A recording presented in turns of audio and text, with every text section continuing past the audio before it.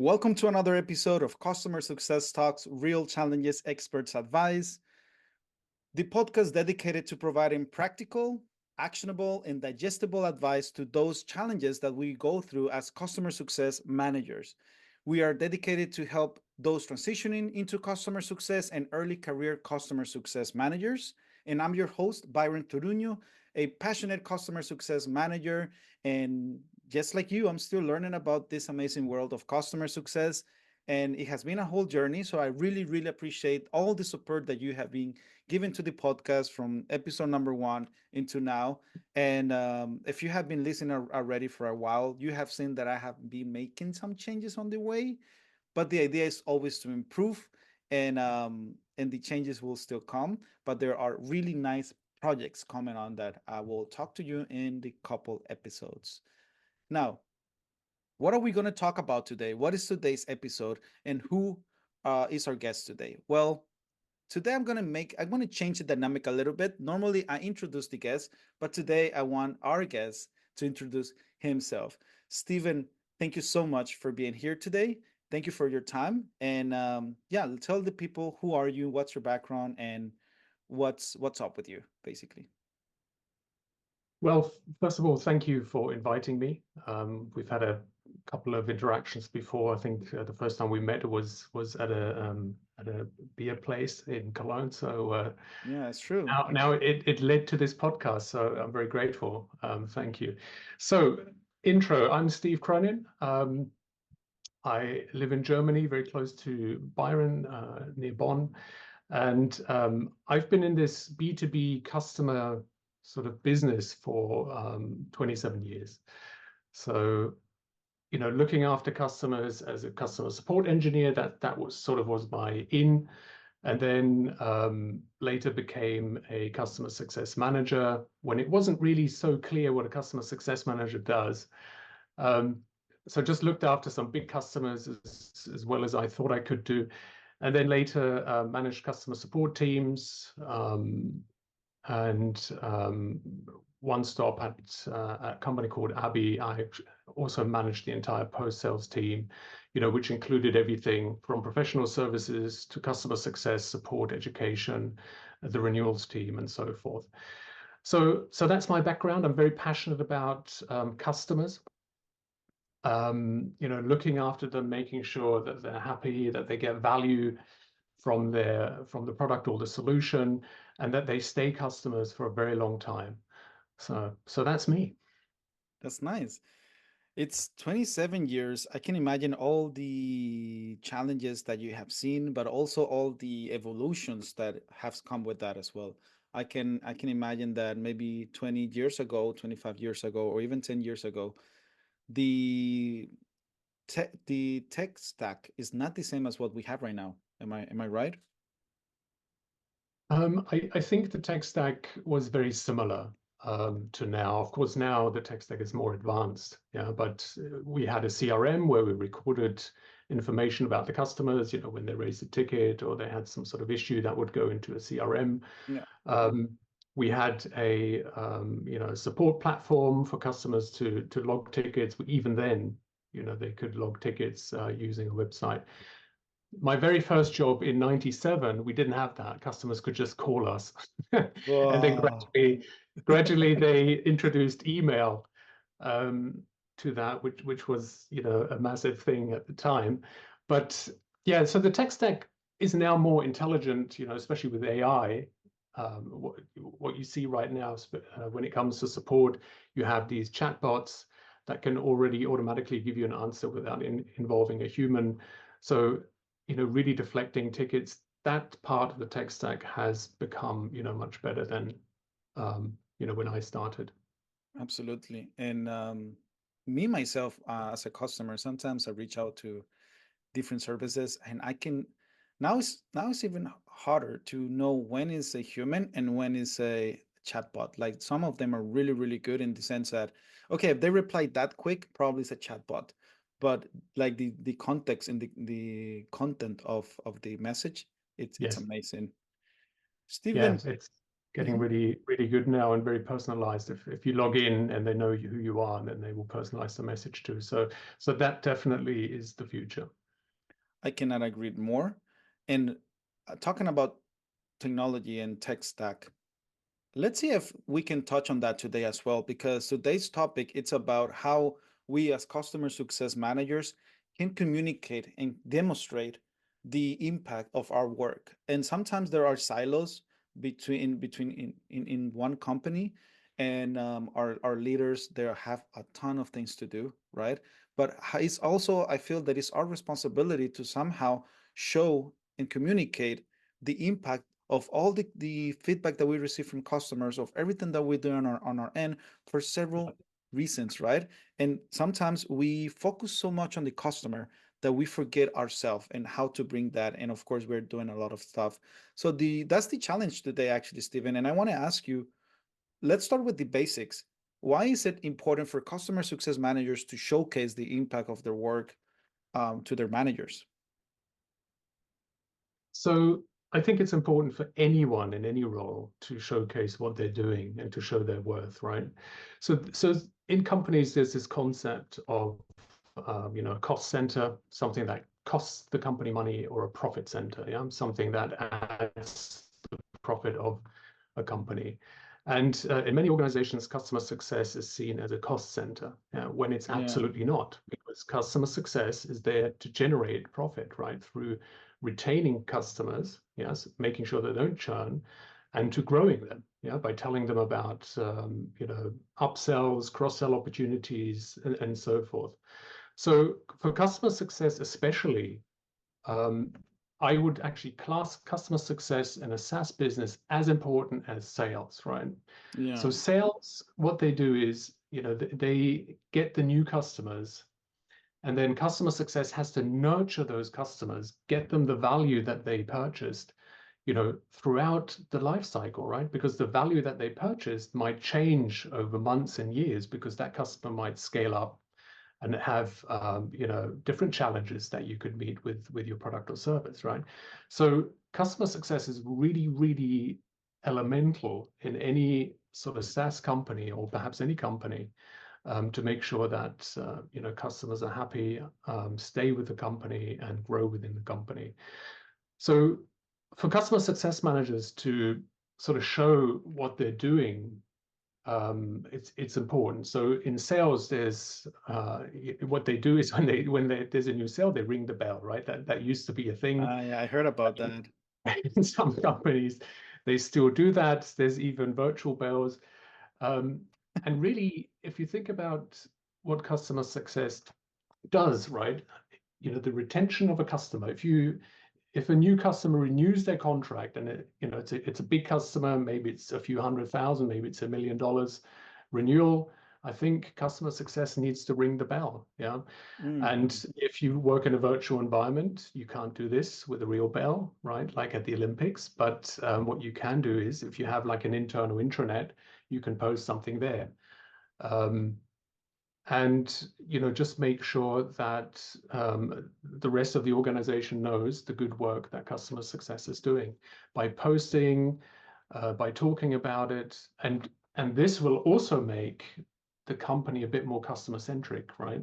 Because a lot of people in the back office, HR and so forth, they are very focused on their jobs, but everything everyone does in a company relies on the success of the business, and the success of the business relies on retaining and growing customers. Numbers, that's the king.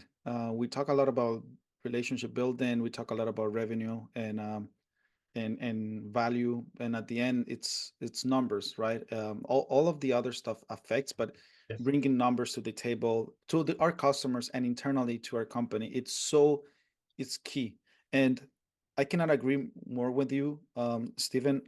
We want to be profit centers and not call centers, cost centers. And I think that that's also the shift that we have been seeing in customer success, where customer success are more focused now into upselling and cross-selling. Or maybe I'm using the wrong words. It's not that they're more focused on one, it's that now it's part of their tasks. As before, a lot of those negotiation was done by sales or a key account manager. Yeah. Well, you know, it always depends on the complexity of the product, right? I'm not saying that customer success should have a hard target. Like, say you are a customer success manager, and like a salesperson, you have to hit a certain quota of upsell or cross-sell in this quarter. And if you don't hit it, you know, typically in sales, if you don't hit your number 2 quarters in a row, you're out, right? Yeah. So that is not what I'm saying that customer success should be doing, yeah, because customer success, front and foremost, is there for the customer relationship, right? To maintain the customer relationship, um, ensure that the customer is heard, you know, understand the customer's business, and then you listen to what they say and you hear, okay, there's perhaps another project coming on board, or there's another department that's interested, you know, and you know, if the product or the service is very complex, hand that off to sales, but you know, make it known that it was you that actually brought that upsell or cross sell. Yeah. Because in many companies, if you hand over stuff to sales, you know, they will sell it as sort of their benefit, when it was actually customer success and the relationship that created that sales opportunity. Absolutely. It's so important to keep that in mind because a lot of layouts that have happened a couple of years ago, um, a lot of customer success managers were laid out and leaders, right? And just because Yeah. not only from the individual collaborator to the manager and manager communicating that to C-suite, if that doesn't happen, how is that C-suite can see the impact that a whole business unit is bringing? So that's when it comes to the job security, but also as well the career growth. If you're able to show your impact and that hopefully this impact is aligned with the goals of the company, you will be Yeah. able to have that career growth, right? Yeah. So, I mean, just think about it from the point of career growth, right? I think that's a Yeah. great example. So you're a CSM, you want to have a career in CSM for the next 20 years. You apply somewhere. What is it you want to put on your CV that is going to make your potential new employer think this is a great customer success manager?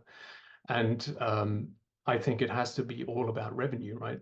They're only Absolutely. interested in what is it that Bayron can do for me, yeah, and how can he prove this, what he's done before, right? If you say, you know, I've managed 3 million ARR, yeah, Yeah. and I managed to grow that by 20% year on year, you know, that is very, very interesting for them, right? Because that hits those revenue targets, ARR and NRR.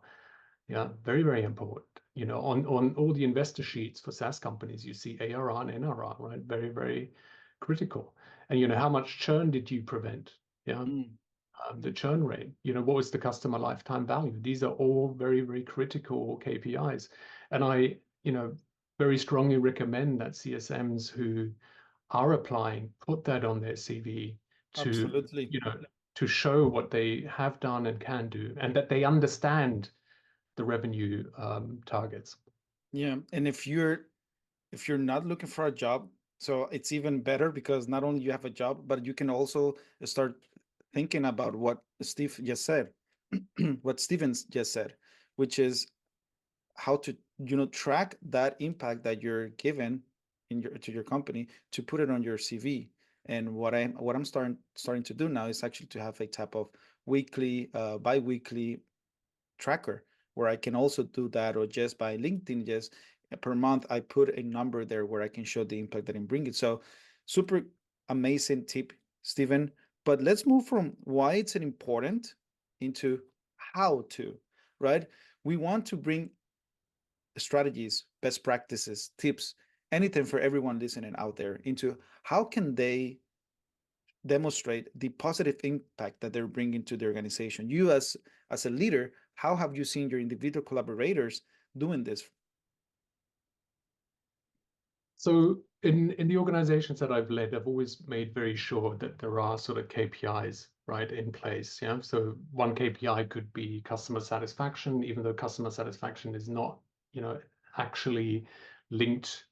It's indirectly linked, but it's not actually directly linked to churn or retention rates, right? And the other thing is, of course, NRR for the accounts that you're looking after. Yeah. So each CSM had a certain number of revenue because they were looking after 20 customers, so you can just very easily add up the ARR, and then the growth opportunities in there. So CSMs would have to try to hit that number. It wasn't that if they didn't hit the number, they would get into trouble or anything like that, but that was sort of a goal, try to hit that number and prevent churn. So this is, I think, the important part, right? It goes back to what we talked about before. Link everything you do, your successes and perhaps your losses, to revenue, right? Because at the end of the day, that is what counts to the business. Yeah. If the CEO looks at the NRR numbers, the net revenue retention numbers, he's not interested in any stories as to why they didn't hit the number. Right. From the chief customer officer. There's always these stories. It's a bad economy, blah blah blah. They're not interested in that, right? They just want to know, what did the team do to hit these numbers, and if they didn't hit the numbers, why not, and tell me exactly why. And if they did hit the numbers, no one asked this question, right? They will just increase the target for next year. That easy. So link everything you do to revenue. Yep. Yeah. So for customer success, retention, which is, you made sure that the customers renewed their contract. Yeah, you didn't cause churn, and you managed to increase the customer's footprint in terms of revenue with your company by upselling or cross-selling. Yeah, so those are the two things. The third part, I think, would be, NPS. If you have an NPS survey, I'm not the biggest fan of NPS. Yeah, no, there's some people who don't like it, but there are other ones who are fans. So like I'm confused. Well, I can. Because it Let's is just a say number, but it's a general one. yeah, Yeah. I think it's just a very simple method that I think it was the Bain company that actually came up with it. Yeah, so but it's still important, right? You want to track NPS or your customer satisfaction as a trend, right? And then you want to see if that trend correlates to revenue and customer lifetime value. My guess is there's a very, very loose correlation, because I've seen sometimes customers who are very happy, with very high NPS rates, they churned, for various reasons. So, be careful with that. But I think it is important that you track the sort of customer satisfaction. So I would say, base things on revenue, base things on satisfaction. Let's create a story here. Let's say that I, as a customer success manager, I have all the numbers and I show my boss, my manager, on a weekly or bi-weekly basis or monthly basis, the impact that I'm doing. And my colleagues are doing the same, right?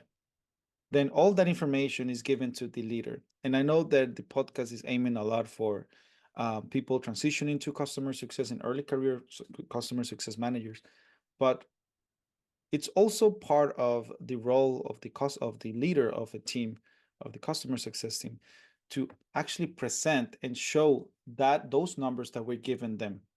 So my question is, it's not only the CS responsibility. So what advice would you give to those leaders listening that once they receive that information, actually share it with the rest of the company? Well, if the company is serious about customer success, right, there will be a C-level position reporting on retention and growth. Yeah, in many companies, this is the chief revenue officer. The chief revenue officer is typically tied very much to the sales side of things. Yeah, and a lot of other companies will actually have a chief customer officer. Yeah, someone that is really focused on the entire post-sale process. Yeah. Right. So not the sales process. They help with the sales process where they can, but they're really, focusing on how can we retain customers, make sure they're happy, make sure they renew, and look for all these growth opportunities.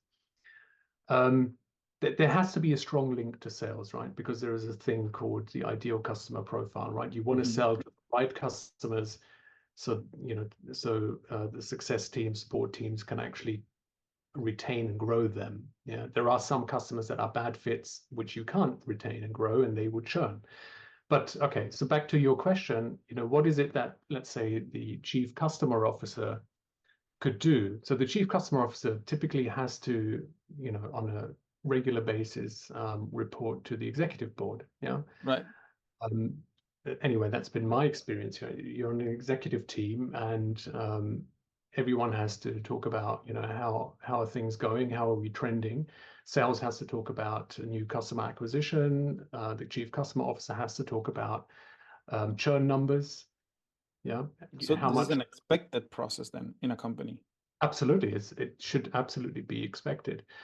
What are the churn numbers? If they're a bit high, what are the reasons for them? Have you done analysis? What are the lessons learned? Yeah, I mean, there will always be churn, right?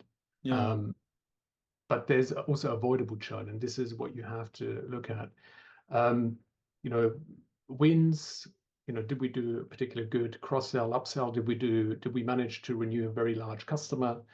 Um, you know, the Pareto system is, 20% of your customers generate 80% of your revenue, right? So there will be some huge customers there where you have to make sure the renewal comes through.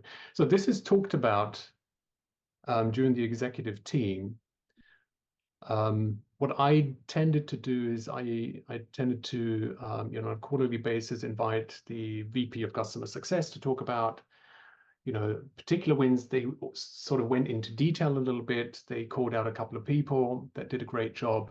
And then it was always great when the CEO would go back to those particular individual contributors and say, thank you for doing a great job and making sure that we could renew Amazing. the customer. Yeah. Yeah. Today I had a meeting that happens, I guess monthly because I'm new in this company, and we were seeing the forecast for the beginning of the year and where we are right now, and it was great to see how we as a team, and it's all about numbers, numbers and numbers, how the revenue that we're generating based on the forecast, and we are on top of that, right? So that's a success story there for us.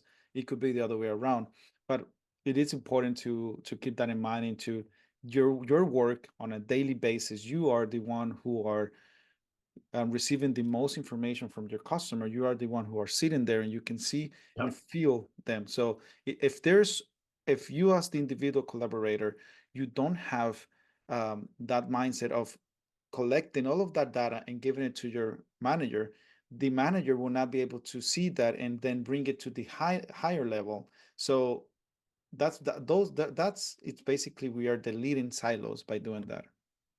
Yeah, totally. So I think it's great that your manager in the team meetings is showing you the big picture. Yeah. Yeah, because it's very, very important. You need to talk about. So I always believe people need to be absolutely convinced, of the vision of the company. Hmm. You need to connect the big picture to the job that you're doing. Yeah, and this is anyone in the company. Yeah, even the person in HR, even the person in finance, they have a role to play in the success of the company. And customer success obviously has a huge role to play because you're directly talking to the people generating revenue for the company. Yeah. So always connect the big picture, keep people on track. What is it that you're doing individually and how is that contributing to the team? How is that contributing to the success of the company? Yeah. And to the goals that the company has set. Very, very important. And I think, your manager should be commended for doing that.